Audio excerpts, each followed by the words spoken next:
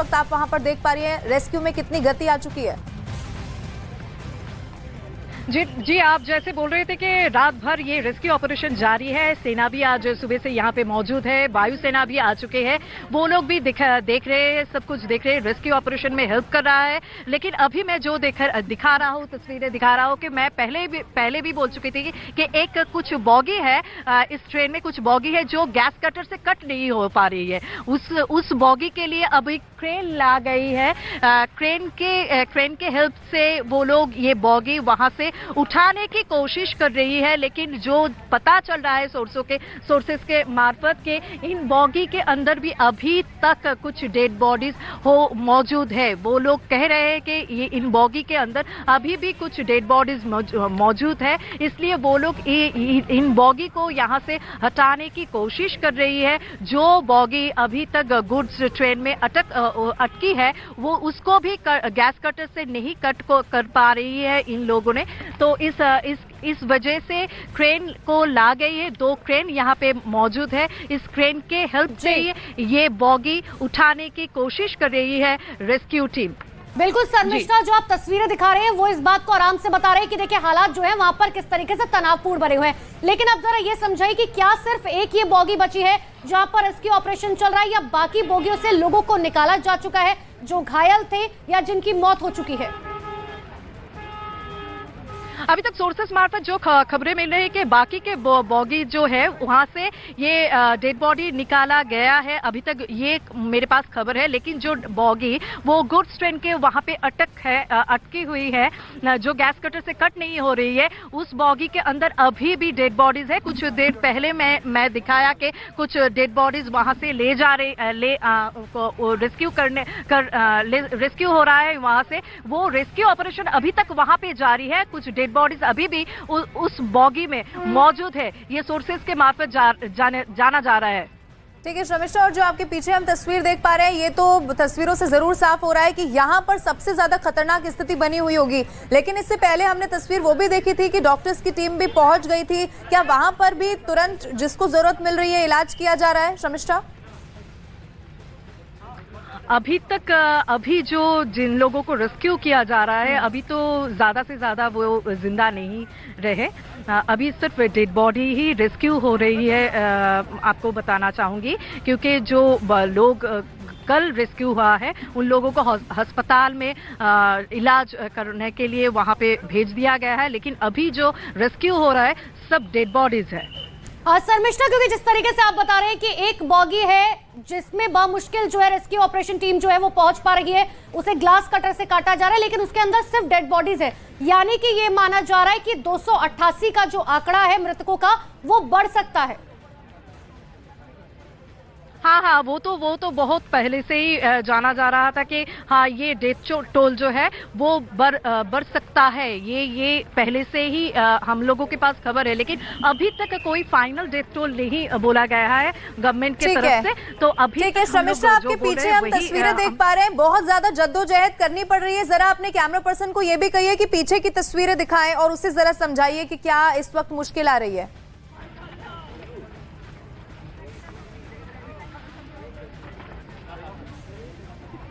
हम लोग देख रहे हैं कि क्रेन के हेल्प से ये जो बॉगी है वो बॉगी उठाने की कोशिश हो रही है, क्योंकि गैस कटर से ये सब बॉगी कट नहीं हो रही है। इसलिए 2 क्रेन यहाँ पे मौजूद है। 2 क्रेन यहाँ पे लाया गया है रेस्क्यू ऑपरेशन में थोड़ी गति लाने के लिए। वही कोशिश जारी है अभी तक। शर्मिष्ठा, आप अपने कैमरे से तस्वीरें दिखाते रहिए। हम देखिए एक बार दर्शकों को जो है ये तस्वीर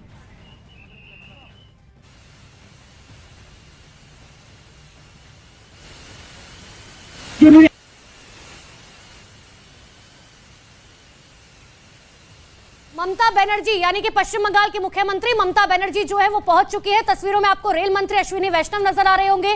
साथ ही पश्चिम बंगाल की मुख्यमंत्री ममता बनर्जी वहां पहुंची। और देखिए जो जानकारी है वो ये है कि जो सबसे ज्यादा घायल हुए हैं और जो मृतकों की संख्या है उसमें अधिकतम लोग जो है वो पश्चिम बंगाल के हैं, क्योंकि दरअसल ये ट्रेन हावड़ा की तरफ ही जा रही थी और इसीलिए पश्चिम बंगाल की मुख्यमंत्री जो है वो पहुंची है वहां पर। तो धर्मेंद्र प्रधान भी वहीं पर मौजूद हैं, रेल मंत्री अश्विनी वैष्णव पहले से ही वहां पर मौजूद हैं। पश्चिम बंगाल के मुख्यमंत्री ममता बनर्जी भी वहां पर पहुंच चुकी है। क्या कहती है, रिएक्शन भी अगर हो पाएगा तो जरूर सुनवाएंगे आपको। लेकिन बड़ी खबर लगातार हम आपको बता रहे हैं। इसके अलावा देखिए, जानकारी आपको ये भी दे दें कि प्रधानमंत्री नरेंद्र मोदी ने हाई लेवल मीटिंग की है। उस वक्त की तस्वीरें भी हमने आपको दिखाई, क्योंकि प्रधानमंत्री नरेंद्र मोदी खुद बालासोर जाएंगे हेलीकॉप्टर से, और उसके बाद जो जख्मी है उनसे भी मुलाकात करने के लिए अस्पताल पहुंचेंगे। और देखिए, इस वक्त की सबसे बड़ी खबर आपको बता दें, प्रधानमंत्री नरेंद्र मोदी जो है वो बालासोर जाएंगे, दोपहर 2:30 बजे भुवनेश्वर पहुंचेंगे। और अब से कुछ ही देर बाद जो है, यानी कि 2:30 बजे का समय दिया गया, करीबन 1 बज चुके हैं, यानी कि अब से 1.5 घंटे बाद प्रधानमंत्री नरेंद्र मोदी जो है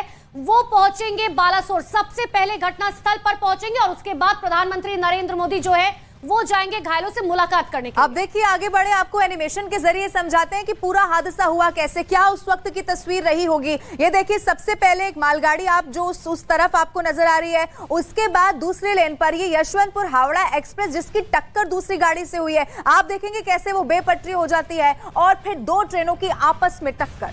देखिए, सबसे पहले आप समझिए, एक जो कोने की जो लाइन है, जिसे लूप लाइन कहा जाता है, जहां पर मालगाड़ी खड़ी हुई है, दूसरी लाइन यानी कि मेन लाइन जहां से ट्रेन आ रही थी, इसके जो डिब्बे हैं वो पटरी से डिरेल हुए, जो जाकर सीधे 5 से 6 बोगी जो पटरी जो डिब्बे थे दरअसल वो जाके मालगाड़ी पे गिरे। और तीसरी जो ट्रेन आ रही थी, दरअसल उसको नहीं पता था कि आगे जो है ये जो रेलगाड़ी है वो डिरेल हो रखी है, जिस वजह से वो अपनी ही स्पीड में आ रही थी। और जैसे ही वो ट्रेन आगे बढ़ी, वो भी हादसे का शिकार हो गई, क्योंकि कई डिब्बे जो है वो दूसरे ट्रैक पर आकर गिरे हुए थे, जिसकी वजह से अब तक 288 लोगों की मौत हो चुकी है। और देखिए, जब ये बेपटरी होकर दूसरे ट्रेन पर जाकर गिरती है, तो देखिए हूबहू अभी जो तस्वीर सामने आई है वो यही कुछ इसी तरह की है कि आप देखेंगे मालगाड़ी के ऊपर जो ट्रेन का इंजन है वो अभी तक भी फंसा हुआ है।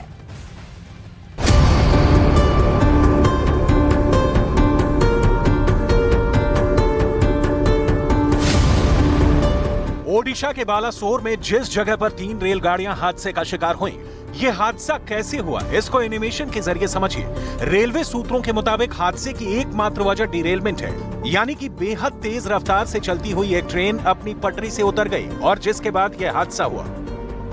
जिस जगह पर हादसा हुआ वहां पर 2 मेन लाइन और 2 लूप लाइन है। मेन लाइन से कोरोमंडल एक्सप्रेस आ रही थी जो डिरेल हो गई, यानी पटरी से उतर गई। उसका अगला हिस्सा लूप लाइन पर खड़ी मालगाड़ी से जा टकराया और दूसरा हिस्सा दूसरी तरफ से आ रही पैसेंजर ट्रेन से टकराया। इस दौरान डिरेल हुई कोरोमंडल एक्सप्रेस का पिछला हिस्सा दूसरी मेन लाइन पर आ रही यशवंतपुर हावड़ा एक्सप्रेस से जा टकराया, जिससे एक साथ 3 ट्रेनें हादसे का शिकार हो गई। सूत्रों के मुताबिक अभी सिग्नल फेल होने की बात सामने नहीं आई है और न ही हेड ऑन कोलिजन यानी कि आमने सामने टक्कर हुई।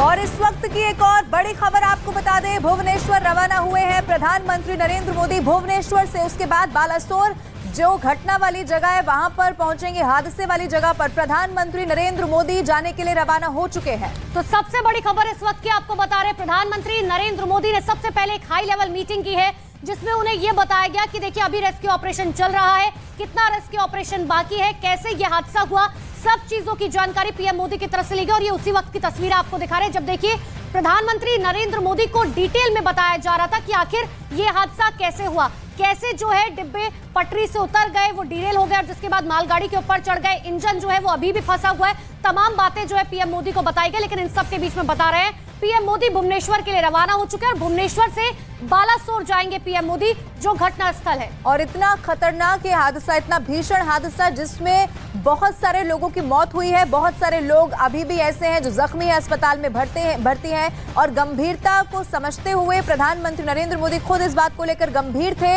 और हाई लेवल मीटिंग भी की गई। लेकिन आपको पता है, ओडिशा ट्रेन हादसे के बारे में जिस किसी ने सुना उसकी रूह कांप गई है। देखिए तस्वीरें ऐसी जिसे देखकर मन विचलित हो जाए।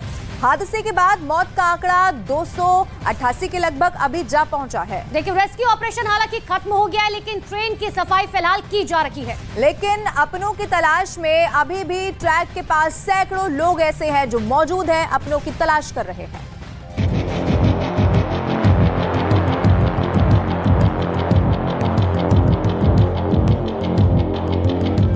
शाम से ओडिशा में गूंजी चीखों की आवाज शहर होने तक पूरे इलाके को खाए जा रही थी। सिसकियां सन्नाटे को चीर रही थी और हर घंटे लाशों का एक अंबार ओडिशा के अस्पतालों में तैयार होता जा रहा था। जिस सफर के पूरे होने का इंतजार सवारियों को था, वो सफर अब कभी पूरा होने से रहा। इस हादसे के बारे में जिस किसी ने सुना उसकी रूह कांप गई। तस्वीरें जिसने देखी उसका दिल दहल गया। जो सीट वगैरह जो है तो ऊपर का नीचे आ गया, नीचे का ऊपर आ गया, कौन सा बात कौन सा है वो पता नहीं है। इधर एक आधार कार्ड भी पड़ा हुआ है। एक आधार कार्ड देखिए, इसका नाम है रहमान लश्कर। ये बंगाल का साउथ 24 परगना का रहने वाला है। इसका आधार कार्ड ये S1 कंपार्टमेंट में 55 बार्थ नंबर 55 में ये रहे। और अब बार्थ थोड़ा देखिए, बार्थ का कैसा हालत हो गया।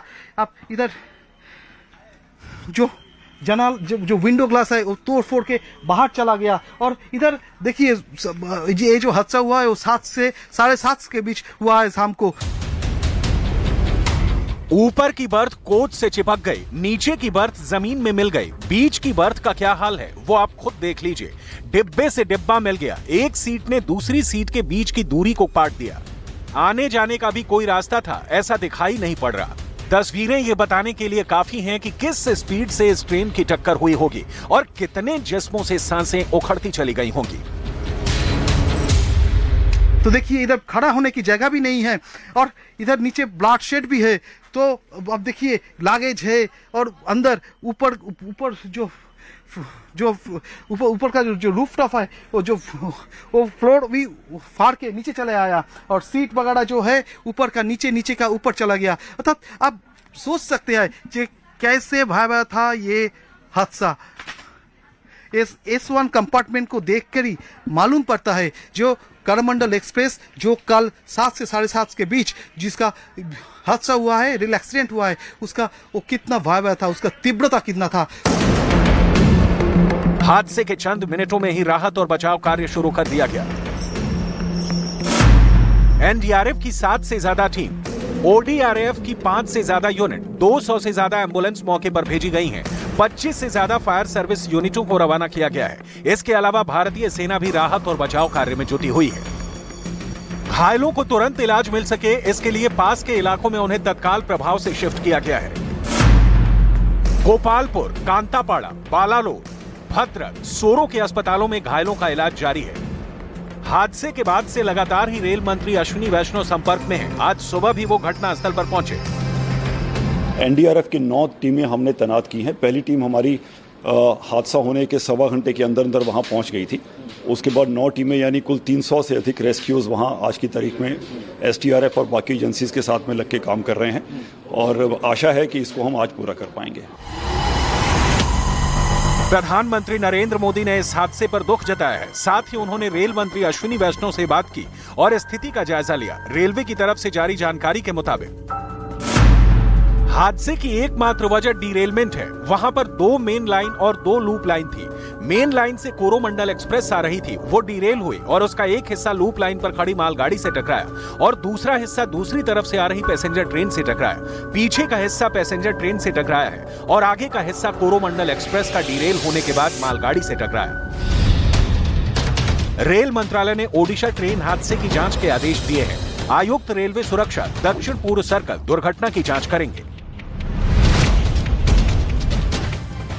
तो देखिए, ओडिशा के बालासोर में एक बड़ा ट्रेन हादसा हुआ जिसमें अब तक 288 लोगों की मौत हो चुकी है, तो वहीं 900 से ज्यादा लोग अब तक इसमें घायल हो चुके हैं। आइए अब आपको ये बताते हैं कि कौन सी ट्रेन इस हादसे का शिकार हुई, क्या कुछ उस वक्त हुआ होगा। ग्राफिक्स के जरिए अब आपको समझाने की कोशिश करते हैं। कोरोमंडल एक्सप्रेस जो कि शालीमार हावड़ा से चेन्नई जा रही थी और इसी ट्रेन को बताया जा रहा है सबसे ज्यादा नुकसान पहुंचा। इतना ही नहीं, देखिए कोरोमंडल एक्सप्रेस जो है वो खड़ी मालगाड़ी में टकराई जिसकी वजह से यह हादसा हुआ। आपको ये भी बताया, कोरोमंडल एक्सप्रेस की 10 से 12 बोगियां उस वक्त एक के बाद एक पटरी से उतरती चली गई। इतना ही नहीं, देखिए ट्रेन के कुछ कोच जो है वो दूसरे ट्रैक पर जा गिरे और इसीलिए लोगों को वहां पर ज्यादा नुकसान हुआ। ट्रैक पर खड़ी थी मालगाड़ी जिससे बाद जो दोनों ट्रेन थी वो जाकर टकरा गई। मालगाड़ी के बारे में और जानकारी लीजिए। मालगाड़ी से कोरोमंडल एक्सप्रेस टकराई जिसके बाद ये भीषण हादसा हुआ। इसके बाद आपको बताएं, दूसरे ट्रैक पर यशवंतपुर हावड़ा एक्सप्रेस ये जो है वो आ चुकी थी और जिसके बाद टक्कर हो गई।